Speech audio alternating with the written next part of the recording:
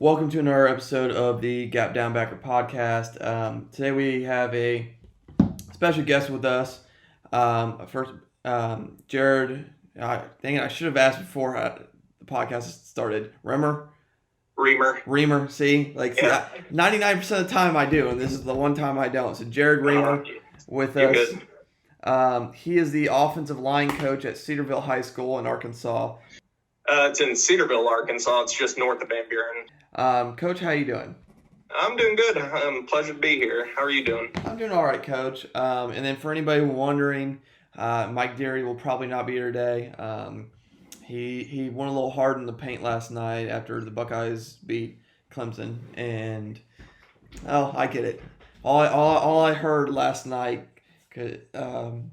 was that he was wearing his lucky sweatshirt, and I quote, "the power of the sweatshirt." Oh no. Yes. Power of the sweatshirt let him down. He needs a new one. Yeah. Well, so we'll see. So, but Coach, like I said, I'm glad I was able to get you on. We're going to talk a little trap and quick pitch today. But before we get into any of that, have you coached in the wing T your entire career? No, actually. So when I first got out of college, actually, there were no jobs open in the area. And so I had to volunteer at a junior high for about 2 years while I was working another job. They were predominantly pro-I as an offense. Now, they'd switch some stuff around, do stuff like that. When I got hired on at Cedarville, we kind of flipped around between, but he wanted to be wing T. Ultimately, we ended up going two-tie double wing. My first year there, that was 2011. 2012 and 2013, we had the skill kids to run the spread. So you'd see a lot of doubles, trips, empty. We had a good quarterback, good running back, some decent-sized linemen. Then we went to a double slot look with a different head coach, and we were in that for 2 years. And this is the 5th or 6th year now that we're in the wing T.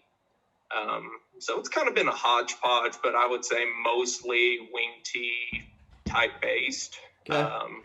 With a little differences here and there.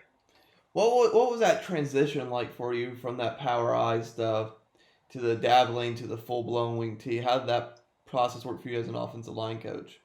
It was different because I'd never really seen the wing T. I'd never obviously coached the lineman part of it in the wing T.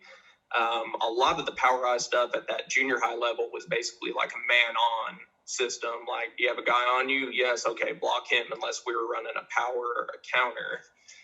So it took some adjusting to learning the angles and learning the different blocks that you could do to really help you out, learning you can kind of cheat with your splits a little bit.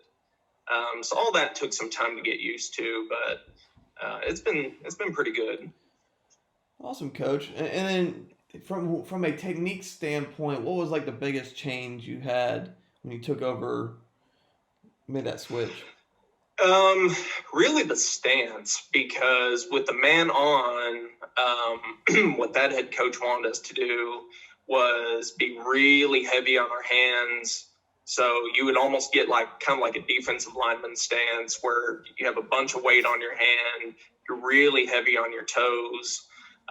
With the wing T, because you get so much pulling action one way or the other, whether you're scooping to a linebacker or you're pulling to kick on like a buck sweep, you really want to be balanced to where you could go one way or the other.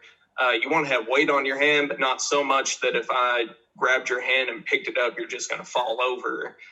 So it took a little tinkering with the stances and talking to other coaches and seeing how they teach it to really kind of refine what we do. Okay, Coach. And then is there anything drill wise that what is your, out of curiosity, your everyday drills look like? What is your focus as a wing T offensive line coach? I really am nitpicky on the stance. One thing we always do is stance and starts. Now, one thing that's a little bit different about me, I don't love blocking the sled. I like blocking other people more than I like blocking the sled, because the sled doesn't give you the same type of resistance that another human will. Now, we can dial up the resistance with the other person, with the scout team guys, as much as we want, and say, hey, go give them a little resistance as we're still learning this, versus, hey, this is, week 8, give them about 80% resistance, make them work. We'll do stance and starts on that. We work on having a good base. We work on stepping opposite, pushing off our opposite leg.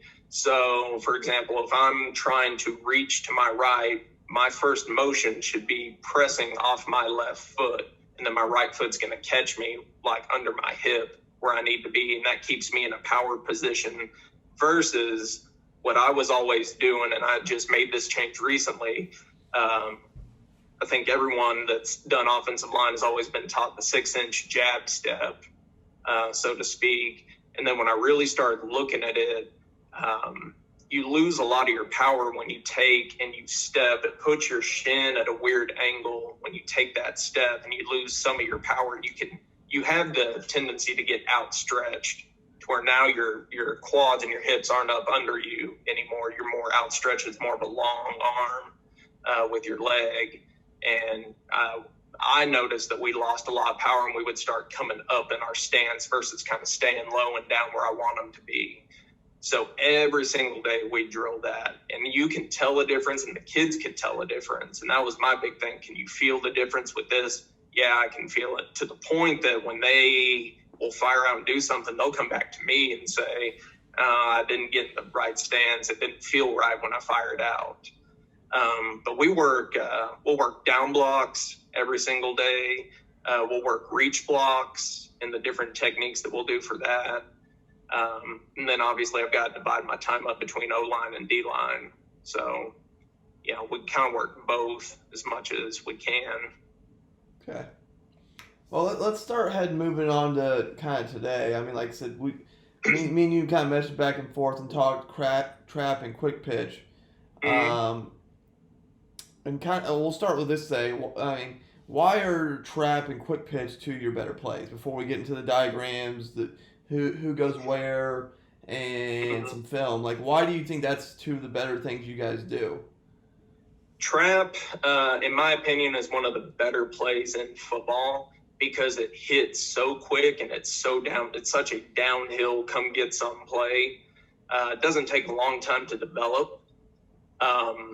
There are guys that could be a problem, like a defensive end. Let's say you're going against a forefront, you have a dominant defensive end.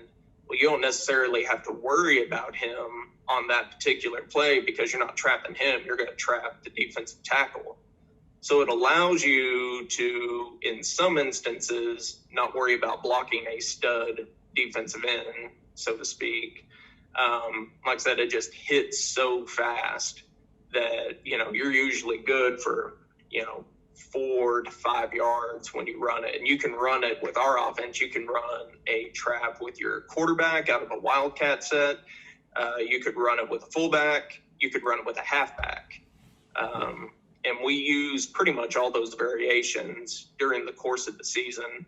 I also like the angle it gives, because generally we don't have the biggest linemen in our conference. And so that angle where he's going and he's attacking the near hip on potentially a much larger defensive lineman, instead of having to base block that guy, we're hitting him in the hip and knocking him out of the way. And then if we get on the linebackers, now you're in the secondary, and it's kind of a one-on-one matchup with our running back, fullback against your safety or a corner. Okay, so this is our base set. One thing that's a little bit different with us, we are tight end wing left versus a tight end wing right, which a lot of people will do. And these are kind of the base rules that we have. This is against a 5-2. Most everyone will play at 50 front against us. So, for example, we're here, and this is just going to be a normal fullback trap. Our running back's going to fake the sweep. Buck sweep is our main bread and butter play, so to speak. So everything goes off of that. And that's one thing I think that some people don't understand about the wing tee. It is a full system. It's kind of like wide zone. Like, you can't just dabble in it and say, oh, well, I like this wing tee play and put it in there. You have to have the full system and the complement of plays that go off of it. So, we always start day one teaching the bug sweep, and then the next play we start with is the trap. So our running back's going to fake bug sweep. Wing will block. Our wing back will end up blocking outside. This corner is going to be probably around in here, this area. Our tight end generally goes to the safety. Most teams will creep their safety up almost to linebacker level. He might be at the hash. If we're in the middle of the field, they roll that guy down to help be an extra hat in the box to try to stop our sweep. We won't block this defensive end. Now, what we tell our tight end or whoever happens to be outside of is, don't let that guy cross your face. Our play side tackle and our play side guard have, besides the trap, the two most important blocks. They have to get the linebacker sealed. And what we have seen is that the linebackers, if they get sealed, it's a difference between it being potentially a touchdown and being like a 2 or 3 yard play. So those guys releasing, especially the guard, and getting the guard out of the way of our pulling guard is huge. Now, our center, if we have an odd front, he is reaching play side. So a lot of times teams will park a shade right here to try to stop. If he's a tight shade, we can still reach him with our nose and then trap the next guy. If he's really playing in the gap right here in between, he's not really a one, but he's not really a shade, we will actually trap this guy and he will end up blocking back. Backside guard pulls and traps. If he's pulling to his left shoulder should make contact with the left hip of that defense tackle. And then this guy, it really just depends with our right tackle on who this dude is right here. Most of the time we'll get a 4-eye to our backside. If that is a dude, I tell my backside tackle to cut him. I personally like the cut block. It's not cheap, dirty per se. I like cutting them as much as we can because it gets them thinking about, oh, this guy could cut me. And what we found out is it slows down them firing off the ball quite as fast as they usually do when you don't.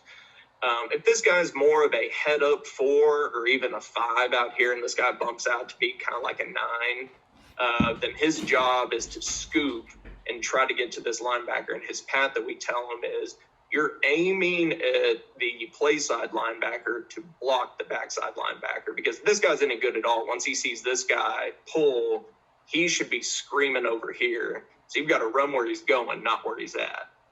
And then we tell our fullbacks, dive right and then cut left. So he'll dive right, end up in here, and then he's supposed to bank it out here. And then in theory, on paper, go score. In terms, what's the for your tight end and tackle there, play side? Mm-hmm. What technique do you tell them to get up to second batter? Do you have them dip and rip through? If there's anybody on them, how do you deal with that? Yeah, especially our tight end. What we've found out that most people with our tight end, they're going to jam him at the line of scrimmage, and so he's really got to work on ripping through. It doesn't happen to the tackle quite as much, but the tight end, they will try to jam him just to keep him from just running here and then running like a flag route and being wide open at about the 30. He's got to be good with his hands as far as shedding a defensive lineman or a linebacker that's trying to just jam him at the line and hold him up for a little bit. They come down and work some of the stuff with us when we're doing our defensive line stuff, because honestly, a lot of our tight ends are defensive linemen.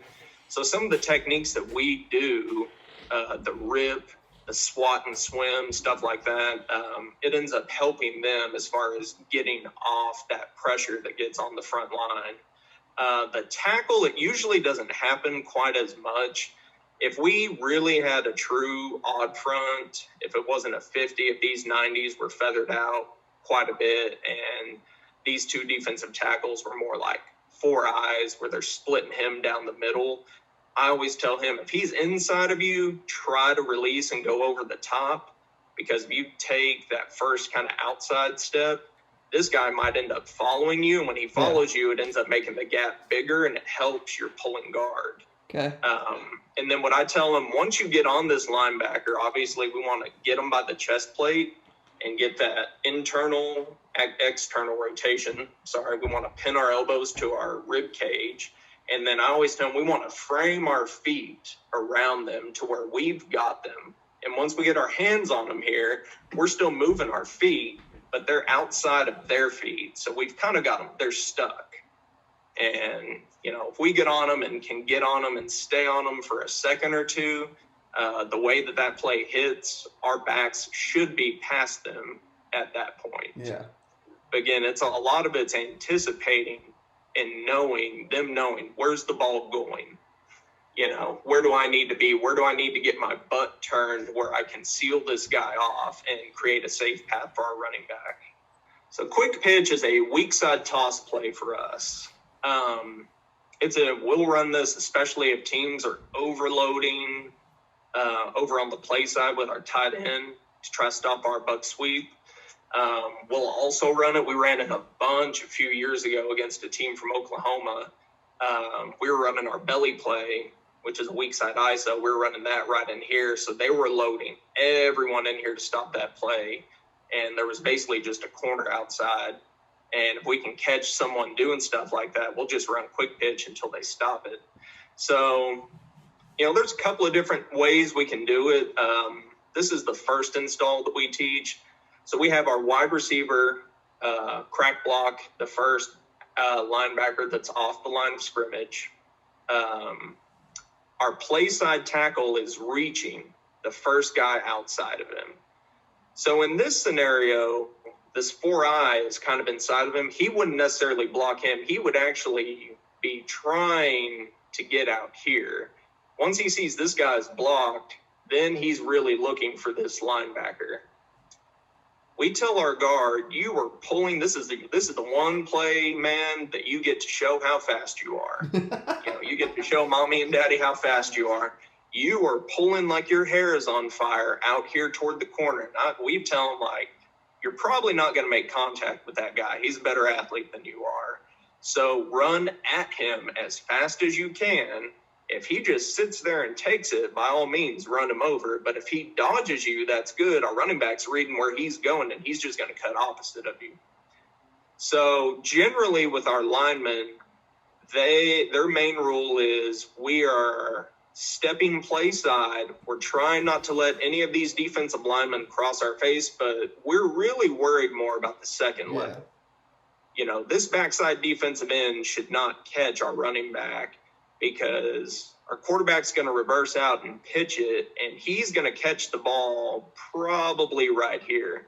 If this backside defensive end can run him down all the way over here, it's probably going to be a long night for us anyway. If that backside end catches him, Coach, that kid's playing at Alabama next year. And, and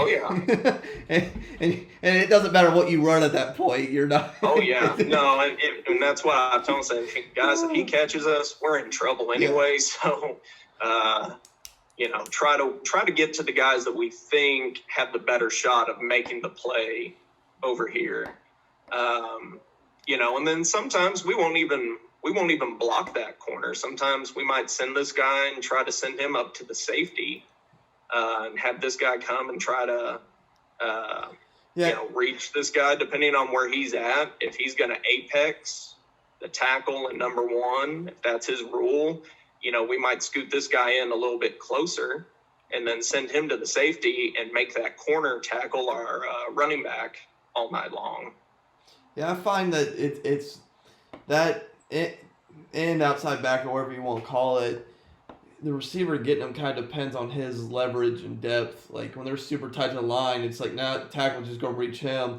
I'll go backer to safety, climbing up. Yeah, and these safeties aren't, obviously, they're not going to be this deep with what we do. Now, we pass the ball not as much as a normal team, probably. But most of these safeties, they're probably like a yard or two, maybe behind the linebackers. So they're sitting at, 8-9 yards deep, something like that against us, just because we typically don't throw the ball as much. But we've got a good quarterback that's returning that'll be a senior, and we got a bunch of our backfield back. So, we hopefully, they stay pressed up in the box, and it opens up our passing game a lot more this next year. Yeah. No, I get you, Coach. Like, I mean, that's like, so that was my biggest thing on that receiver blocking down. I love quick pitch personally. When I was a freshman head coach, I ran it. We ran a little bit of it this year and the year before, or variations of it. We don't run really any buck sweep in our program. At least the past 2 years, we've had such a good fullback. We've been more of a belly down team, just because he was a stud. But like when you run buck sweep that much, it's a great. I personally think it's a great compliment. And then I know like Kenny Simpson and from Louisiana Store. I know they both run like a variation of quick buck where it essentially just turns into a pass or a pitch, and they essentially just run buck sweep quick side essentially. That's the other variation I've seen, but it's really just a variation of quick pitch is all that really is. And sometimes we'll move our wing. We'll move our wing over here to try to help this tackle if this guy's more of an athletic type kid, and both of them will be trying to reach this end. And I've told him, worst case scenario, if he's just flying outside like some teams want to do to try to stop quick pitch, just get on him and take him to the sideline, and our back will cut off of your block. Yeah, exactly. The other thing I like to do is start that wing on the quick pitch side and shuffle them over to the other side. Because and we talk about it all the time on this podcast. I'm not coaching to beat you as a coach. I'm coaching to beat the 14, 18-year-olds out on the field. And 14, 18-year-olds do not have the eye discipline of a college or NFL player. They just don't. And I'm what we're known for, if you talk to coaches in our league, we really run 7 or 8 base plays, but we will throw 55 formations at you. Yeah. Just moving, like we might send our wing out here. We might send our tight end out here and have the wing be here, and then we might send him in motion and stuff. I personally think motions mess with the defense more than formations do, per se. Yeah. You let them get lined up, and then you start moving people around on the fly, and, you can see the wheels starting to turn, especially if you have to have a lot of sophomores out there, and they're just like, whoa, what is going on? Yeah. Because you can practice lining up to formations and certain motions, but if you do some of the stuff like what Kansas City does with Tyreek Hill, where he's just running all over the place, like, well, how do you know how to line up to that? Now this looks like a jumbled mess, but this is out of our one set. So basically we are creating a wall with down blocks here on the play side. And so, wings blocking down, tight ends blocking down, tackles blocking down. I tell my play side guard, you are pulling, and the first bad color you see, we are trying to kick them out. And same thing, I give them a basic rule. If we pull left, we hit left. If we pull right, we hit right. What I tell my center, and this is one thing that's a little bit different, we don't block back on our buck sweep like some teams will. He reaches play side. We actually block back, per se, with our fullback. So we fake fullback trap, and so he's responsible for backside A-gap. My backside guard, what we tell him, once you clear the center, you're really kind of peeking. When I say peeking, when you're pulling to your left, we want you turning and be peeking over your right shoulder, looking for someone that might be coming through on a blitz. But really what we're telling him is you're wrapping pretty tight, usually right in here because the wing's gone by then. So it's usually off the tight end's down block.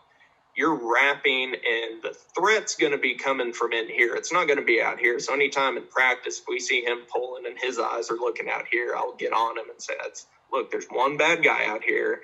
There's 10 bad guys in here. Where do you think the threat's coming from? oh, and then they understand. And then back here, again, kind of the same thing. He's scooping and he's supposed to get to a backside linebacker, and if possible, I really like, again, cutting as much as I can. Yeah. Especially if this is a dude, just getting some extra shots on the legs to where they have to worry about it. That's something that I like. Now, if he's way out in a 5, I'm not going to worry about him. But if he's a 4, if he's playing a 4-eye technique, we're going to try to cut him and just make him worry about, well, am I going to get cut this play or am I not? And it slows down his pass rush, is what we have found. Okay. There you go, Coach. I just wish a corner would line up against basic. Like that. We call this a 1 set. Yeah. This is the set we first install. Now we do all kinds of different variations and motions later on, but first day of 7th grade football, this is what we're installing. Yeah. Like I said, I just wish a corner would line up against us like that. That'd be awesome. Oh yeah. Yeah. Nah, he'll be. He'll be hanging somewhere out here, and like I said, this safety against us most of the time. They rock this safety down a little bit more, and he's not necessarily right in the middle of the formation, but he's cheating that way because they still want him over here to be able to help in case we run a quick pitch or we hit that weak side belly, that kind of stuff. We also run a reverse, kind of a double handoff thing, which is the best play in 7th grade football besides the freeze play, the no count. Yeah. That's a 7th grade killer. If you can actually make the handoff on a reverse, 7th graders have no idea what's going on. This is a trap play. We're the team in blue and white. This is our game against Berryville this year. Yeah, I was going to say, just maximize it, Coach. There you go. There we go.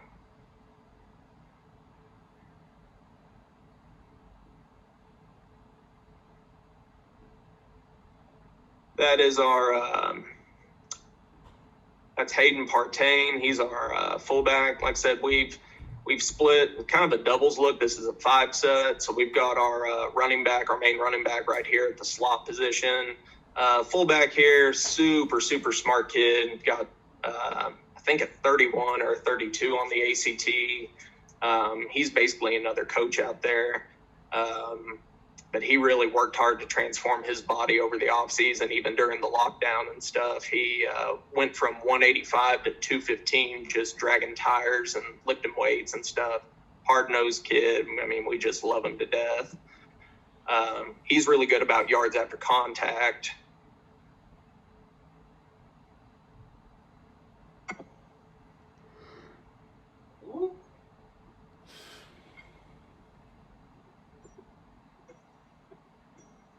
So this is our quick pitch, and you can see this is our guard who's going to pull out. This is our tackle. Now, this is where we've moved our wing back over here to kind of help because we're actually running quick pitch into the boundary. So everyone's reaching outside. We got a couple of down blocks. There goes Daryl. In for a touchdown. Here's a better look at a quick pitch. We got to talk to him about being a little more deceptive about where he's going to go instead of just eyeballing this poor kid. Yeah, he looks like he's looking like he's going to try to just assassinate him right there in the middle of the field. I got you. I got you. Guys, you can look with your eyes. You don't have to just stare the guy down like you're going to kill him. It's okay. That and turn like half your shoulder towards him. It's just like, it's like a bad blitzing linebacker there, Coach. Yeah. Oh, yeah. 100%.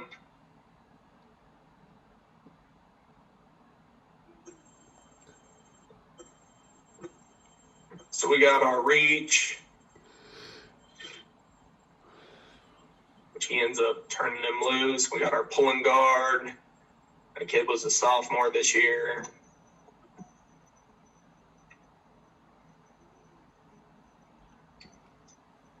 This is our buck sweep play.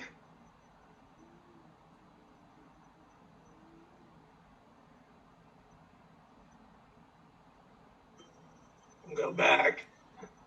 So we got down blocks. We got 2 guards pulling to kick.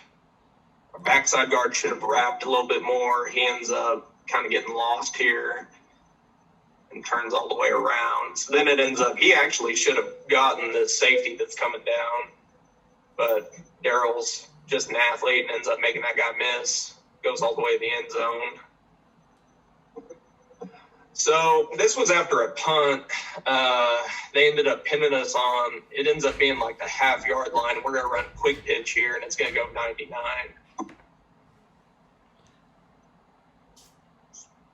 I will say this, Coach. That's slightly ballsy there to call quick pitch on the one. Like, we have we figure what everyone that scouts us out, when they think that it's short yardage or, hey, they got to get off, they think we're going to do something like trap or we're going to run like a belly or so on and so forth. We're all about getting the ball in our playmakers' hands, and he's definitely one of our big-time playmakers. He had over 2,000 yards rushing this year as a junior.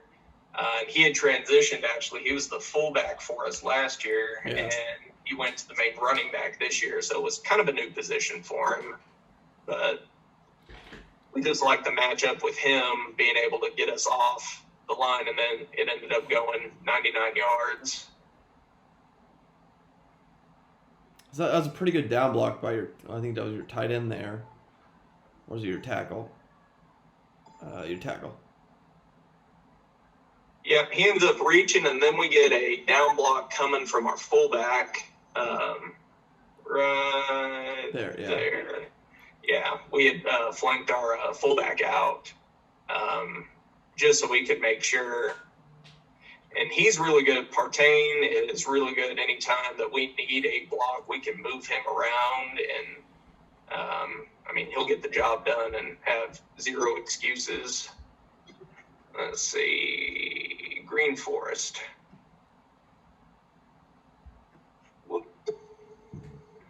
this is going to be a quick pitch. This against the first team we played was a 4A school. We're 3A. This is against another 4A school in our non-conference. So this is going to be a quick pitch. Like I said, we've got two guys up here to down block, and then we should be pulling a guard. And our down block actually takes out our pulling guard.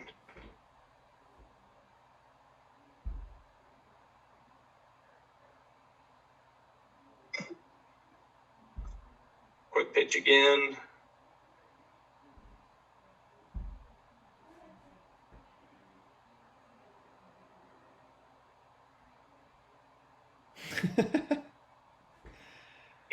He does not shy away from contact. Here we are back to trap. Now I'll say in some of these, here's another reason I love trap.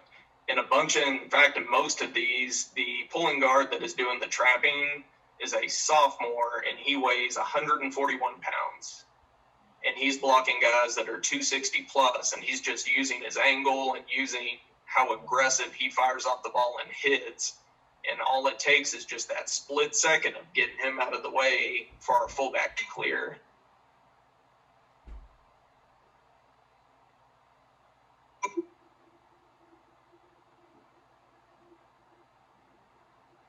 Thirty-one sweep. Again, we got two. Now we have two sophomore guards pulling. Both of them weigh about $145 or so. We got the pull kick. We got our wall of down blocks there. Jace is pulling up, looking for someone. He ends up blocking that guy just enough. Daryl ends up going and scoring. Lavaca, this is our week 4 game. 31 sweep, or our bug sweep.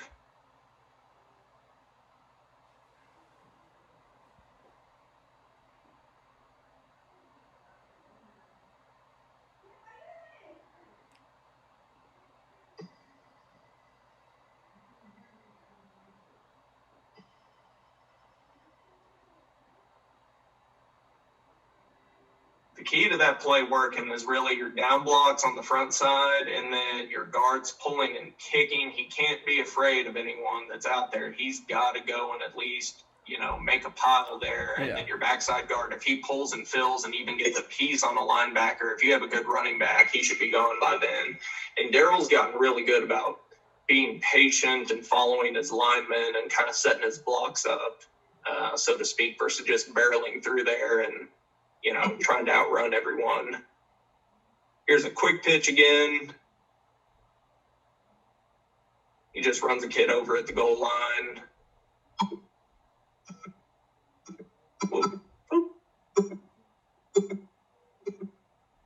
Here's another quick pitch. This is a different kid running the ball.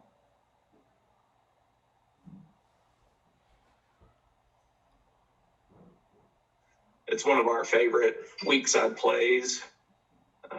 Charleston. This was a big game against our rival.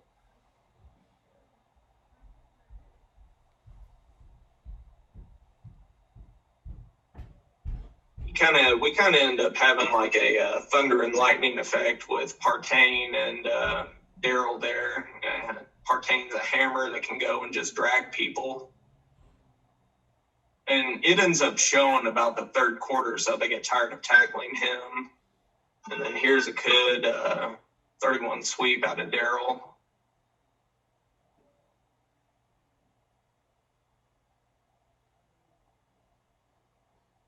Here we go. This is near the end of the season. This is Mansfield.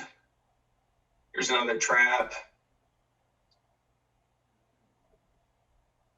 And I'll show you a clip from last year with trap where we run it with this is one that we put a running back basically there at our halfback spot. That kid's a sophomore. He ended up pretty high on the rushing list for this year too. Here's our buck sweep again. We got our two sophomores out there.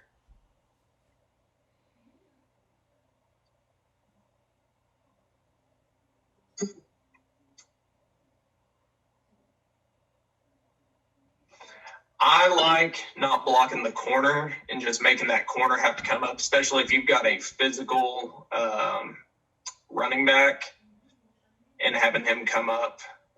Let's see. I think this is one of the last ones. So this is Lamar. They were 4A or 3A when we played them. They were in our conference last year. They actually bumped up to 4A this year, so we didn't play them. But we scored 3 touchdowns on them. Just with trap plays. First one's just a normal trap with Daryl. And the key here, we get on the linebackers. Our big 6'7" guard there gets on the linebacker just enough, and then it just seals and parts right up the middle.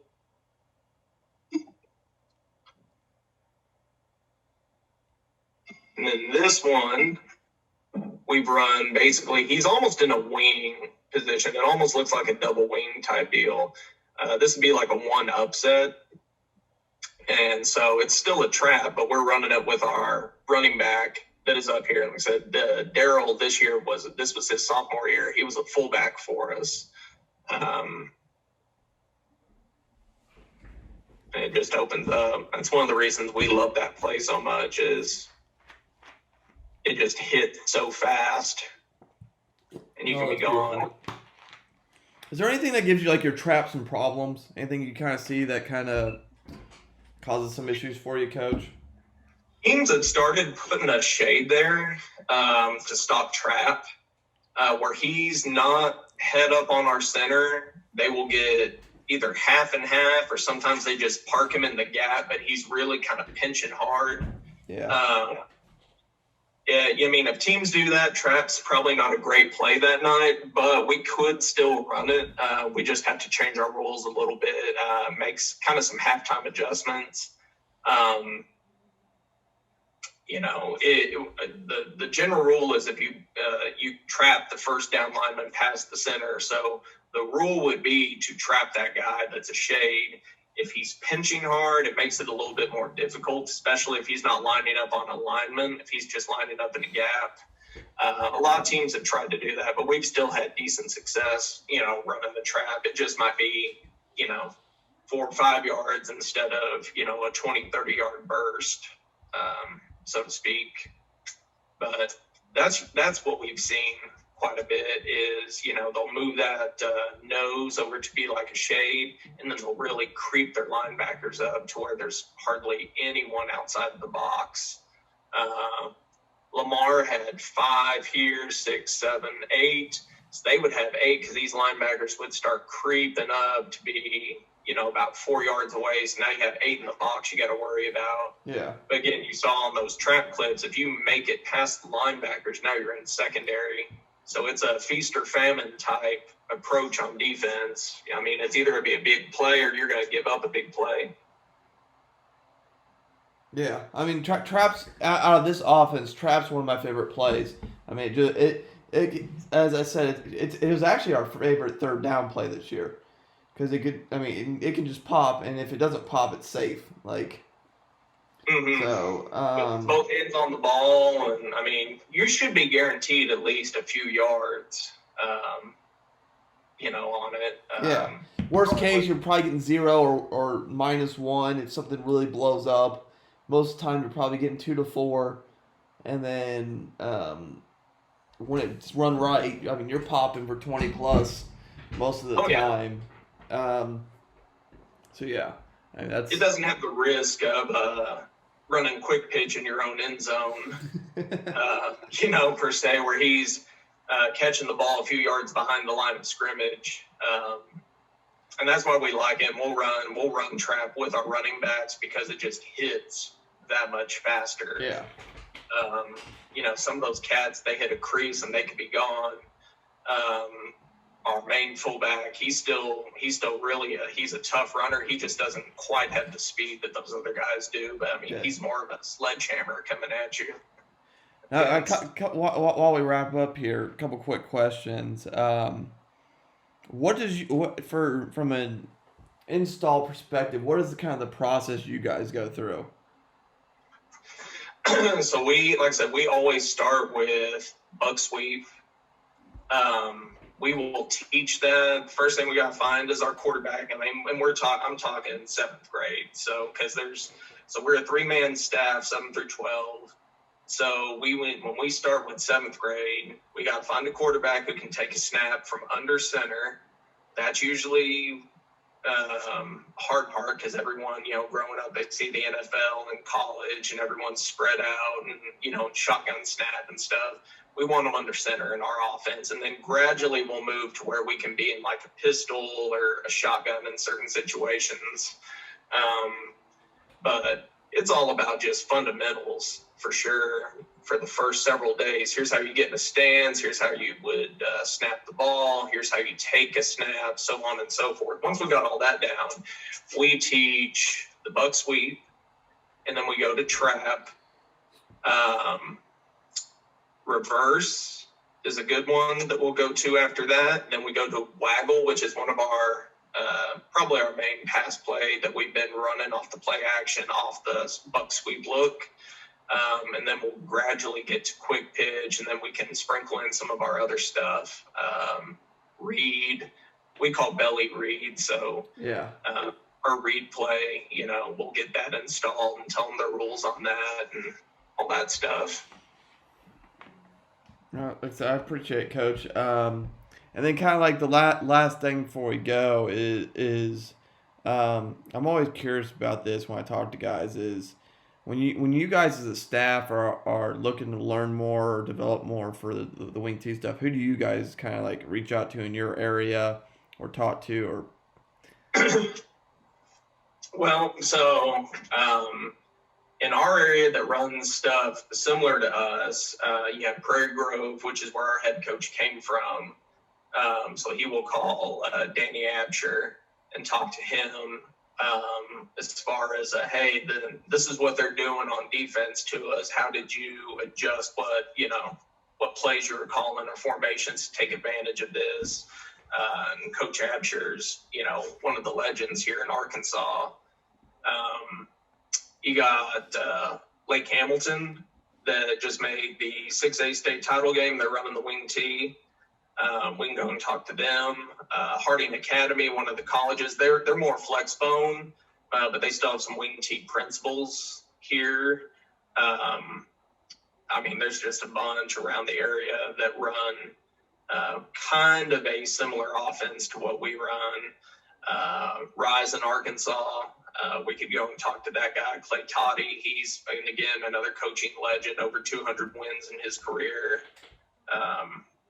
You see it a lot more with us in the smaller, when I say small, I mean 4A down. You see wing T and flex bone more predominantly in the smaller schools versus the larger schools. But Lake Hamilton's one of the bigger schools, and they're running the wing T, and it's so hard to prep for just in a week.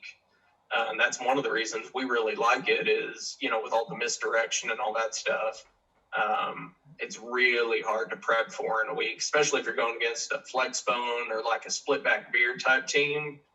Man, it's difficult versus here's another spread team. They're going to go doubles. They're going to go trips.